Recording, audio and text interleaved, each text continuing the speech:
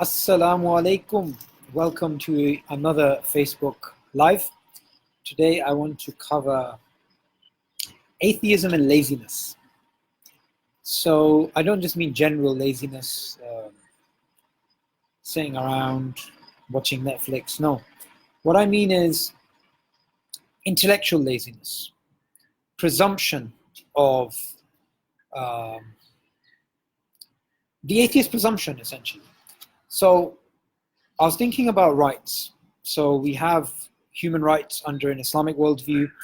We have human rights under a communist worldview, believe it or not. We have human rights under a liberal worldview. We have human rights under, of course, a humanistic worldview or other sort of worldviews. Many different philosophies have human rights systems. However, the current world order, the current Western world order, which has the liberal conception of human rights, they are so intellectually lazy that they don't even bother to distinguish liberal conception of human rights and human rights in general. So they basically say, right, we want to talk about human rights, or Islam conflicts with human rights. What they're basically saying is that Islam conflicts with the liberal conception of human rights, not the fact that Islam conflicts with human rights, because that would be a category mistake, because Islam does have a conception of human rights. And this intellectual laziness, this isn't just something which they do when it comes to human rights. They do the very same thing when it comes to even the existence of God. So they just assume atheism is right. That's just an assumption. They can't be bothered to actually explain why atheism is true. They can't accept the burden of proof. They think, let me just sit here and fold my arms and take pot shots at your argument. They don't want to make any argument.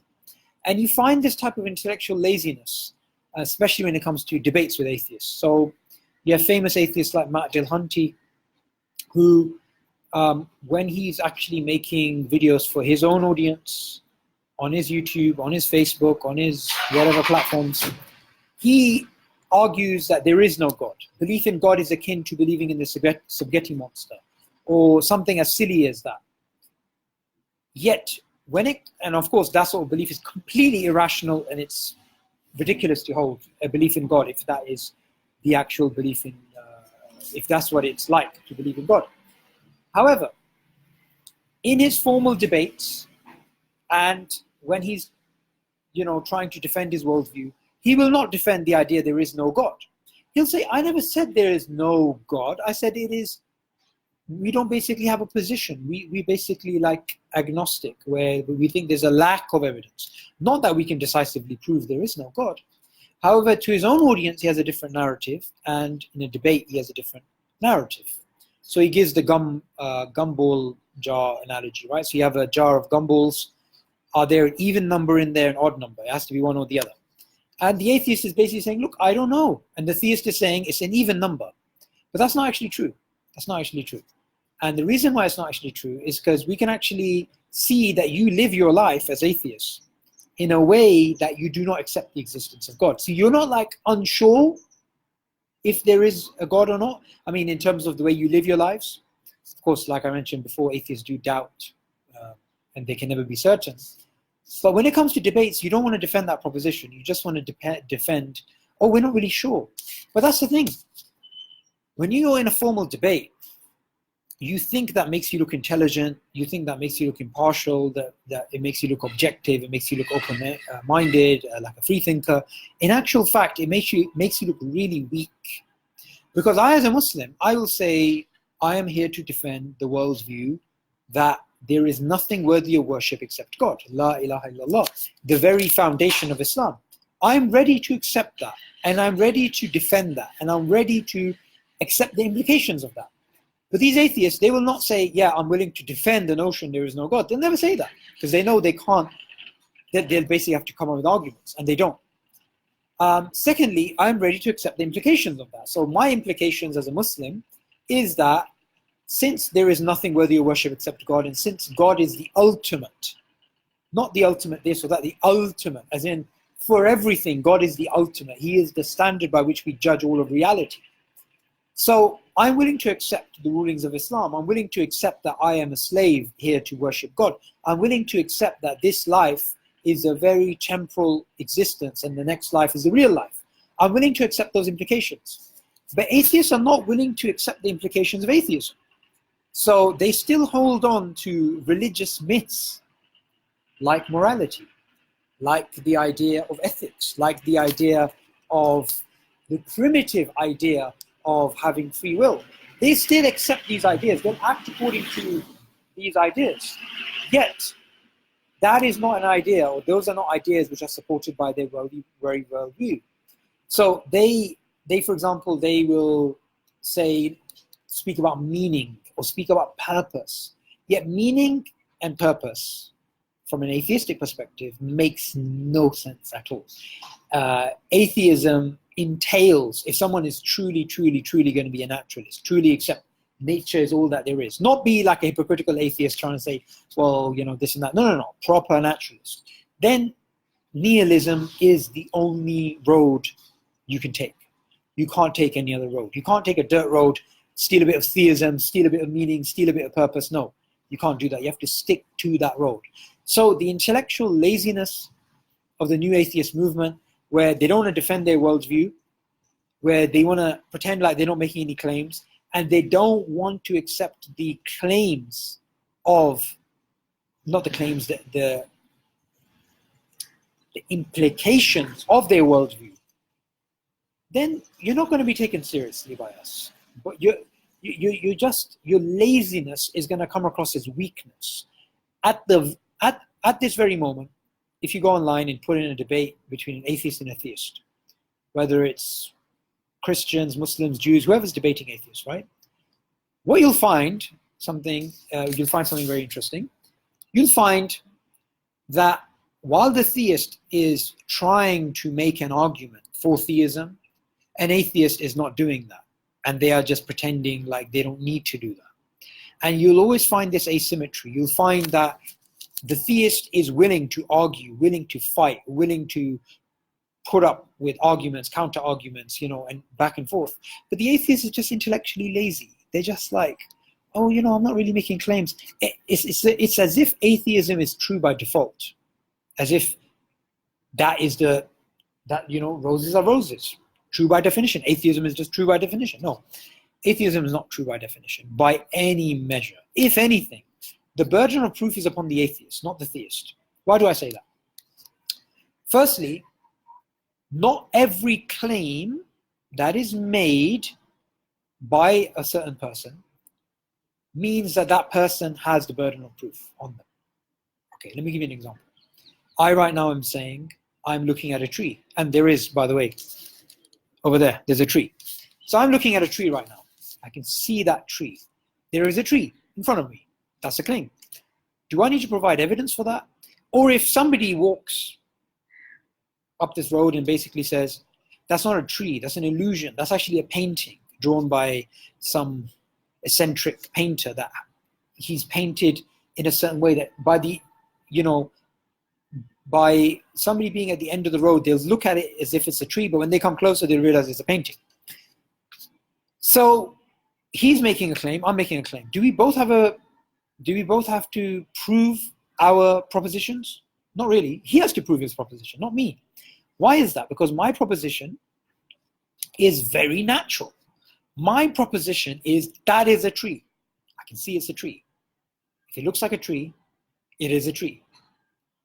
Not very logical, not very philosophical, but it looks like a tree, it's a tree. I can see it's a tree. Somebody else says, no, it's not a tree. Burden of proof is on them. They have to prove that that is not a tree. Okay, so let's think about this in terms of design. Right, atheists and theists both agree with the concept of design. Yes, that's right, atheists too.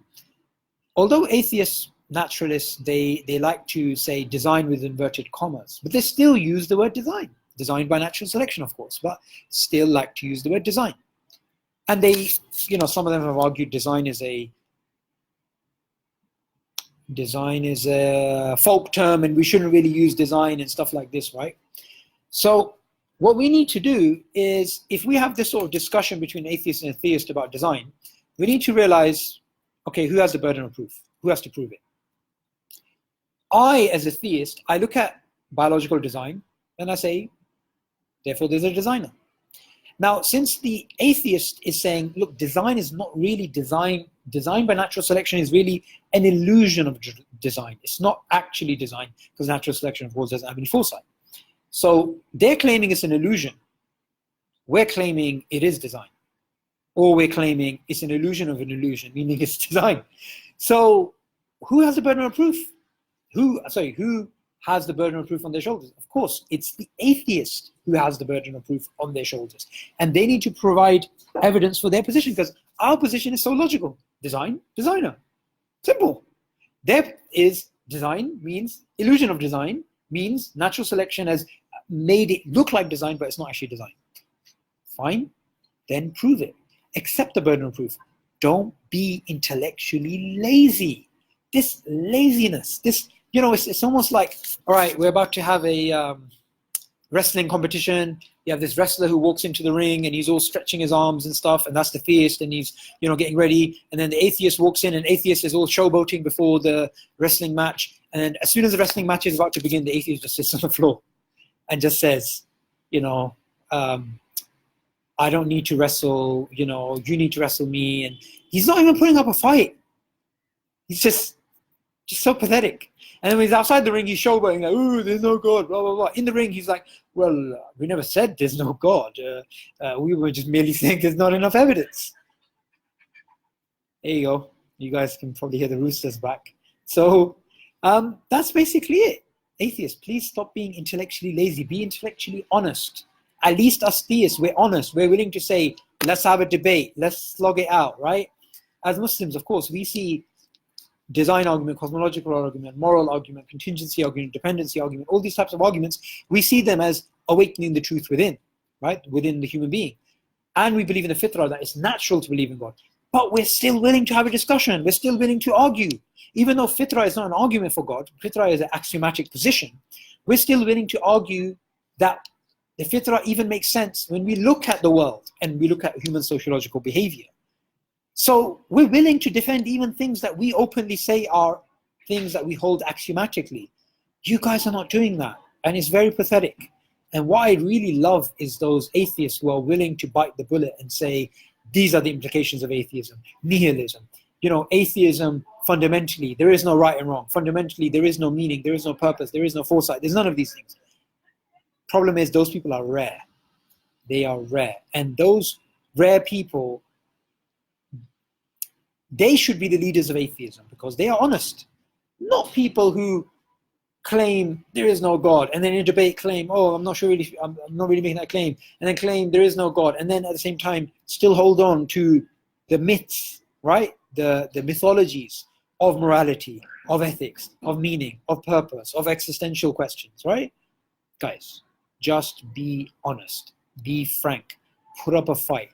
Don't be intellectually lazy.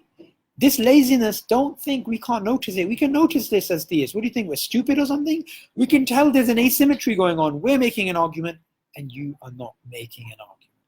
I hope in this short video you've understood that you can make a video on Facebook Live without the rooster disturbing you too much, and also that atheism is intellectually lazy, and it is a worldview that, even though they don't put up much of a fight, we still gotta disgrace them. We still gotta show, of course, when we're talking about new atheism here, we still gotta show that they are completely irrational, and intellectually they have